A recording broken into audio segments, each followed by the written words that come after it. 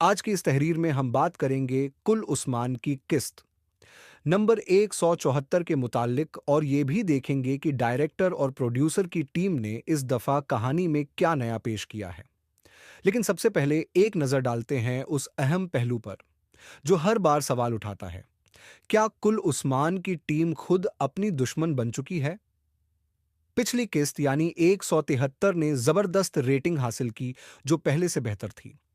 मगर इसमें कुछ चीजें ऐसी महसूस हुईं जो शायद आप सबने भी नोट की होंगी। ऐसा लगता है कि डायरेक्टर साहब किस्त पूरी करने के बाद उसे दोबारा देखना जरूरी नहीं समझते, बल्कि सीधे सीधे ऑन एयर कर देते हैं। टीम वर्क पर सवाल। जो छोटी छोटी गलतियां आसानी से सुधारी जा सकती थीं, उन्हें यूं ही छोड़ दिया गया। जैसे कि पिछले सीन में उस्मान बे जिस किले में दाखिल हुए, उसे कहानी में सोफिया का किला बताया गया था। मगर हैरत इस बात पर है कि वहां काई कबीले के झंडे लगे हुए थे। अगर ये झंडे गलती से सेट पर लगे रह गए थे, तो उन्हें हटाकर सोफिया के झंडे से बदल क्यों नहीं दिया गया? ये महज लापरवाही नहीं, बल्कि एक ऐसी कमी है जो इस बड़े प्रोडक्शन के लिए कतई मुनासिब नहीं। अधूरी कहानियों का सिलसिला। एक और बात जो अक्सर देखने को मिलती है वो है अधूरी कहानियों का सिलसिला। कई किरदार और उनकी कहानियां ऐसी छोड़ी जाती हैं जो बाद में कभी भी किसी मौके पर इस्तेमाल हो सकें। मिसाल के तौर पर कायो नवाज का किरदार। हमें अब तक ये नहीं बताया गया कि वो आखिर करासी बे के साथ क्या कर रहा है। कहानी के इस अधूरे हिस्से को डायरेक्टर ने यूं ही लटकाए रखा है। इसी तरह हलीमा खातून यानी पोना के किरदार की वापसी को देखिए। हमने माना था कि वो मर चुकी हैं, मगर अब कहानी में उनकी वापसी दिखाकर इसे एक नया मोड़ दे दिया गया। नाजरीन को ये बात जरा मुश्किल से हजम होती है। क्या डायरेक्टर का मंशा अलग है? ऐसा महसूस होता है कि डायरेक्टर का मकसद नाजरीन को वो दिखाना नहीं है जो वो देखना चाहते हैं, बल्कि वो अपनी मर्जी से कहानी को इस तरह मोड़ देते हैं जिससे ड्रामे का असली मकसद खो सा जाता है। कायो नवाज के किरदार को अधूरा छोड़ने का मकसद भी शायद यही है कि अगर करासी बे का किरदार फेल हो जाए, तो उसे हटाकर याकूब बे को कहानी में लाया जा सके। लेकिन फिलहाल न तो करासी बे का अंजाम दिखाया गया है और न ही याकूब बे के आने की कोई पुख्ता खबर है। तारीख और ड्रामा में फासला। अगर बात उस्मान बे के जिरगा सभा की करें तो वहां तारीखी किरदारों की कमी साफ नजर आती है। जैसे कि बोरान और जरकोताई जैसे फिक्शनल किरदारों को ज्यादा अहमियत दी गई है, जबकि अक्चा, कोजा और कोनूर बे जैसे असल तारीखी किरदार गायब हैं। कोनूर बे, जो उस्मान बे के दाहिने हाथ कहे जाते थे, अब स्क्रीन पर नजर नहीं आ रहे।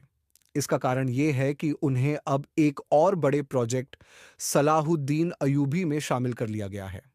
लेकिन सवाल यह है कि अगर आप एक तारीखी ड्रामा बना रहे हैं, तो इन किरदारों की मौजूदगी कैसे नजरअंदाज की जा सकती है?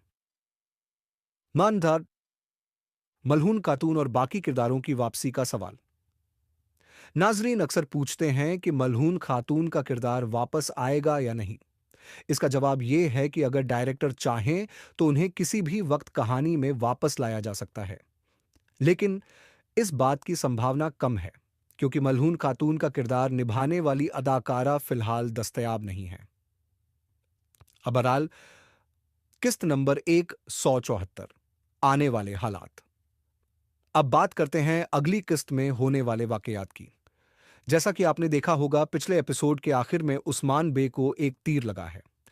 ऐसा लगता है कि इस जख्म की वजह से सोफिया को पीछे हटना पड़ा और उसने उस्मान बे की करारगाह पर हमला कर दिया। इस हमले में उस्मान बे के करीबी सरदार बिहान बे को शहीद कर दिया गया। इस वाक़े से कहानी में एक बड़ा मोड़ आएगा।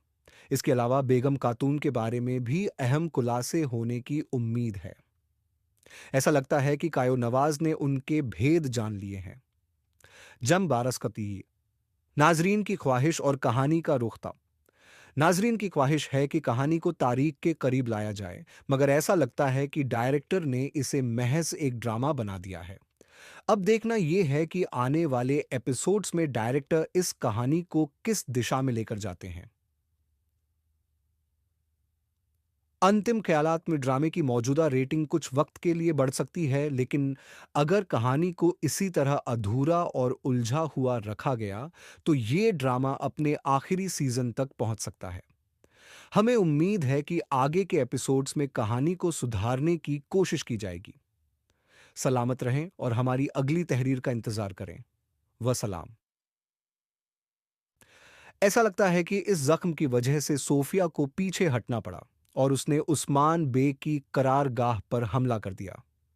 इस हमले में उस्मान बे के करीबी सरदार बिहान बे को शहीद कर दिया गया। इस वाक़े से कहानी में एक बड़ा मोड़ आएगा।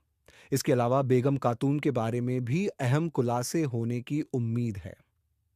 ऐसा लगता है कि कायो नवाज़ ने उनके भेद जान लिए हैं। जम बारसकती नाजरीन की ख्वाहिश और कहानी का रुख था। नाजरीन की ख्वाहिश है कि कहानी को तारीख के करीब लाया जाए, मगर ऐसा लगता है कि डायरेक्टर ने इसे महज एक ड्रामा बना दिया है।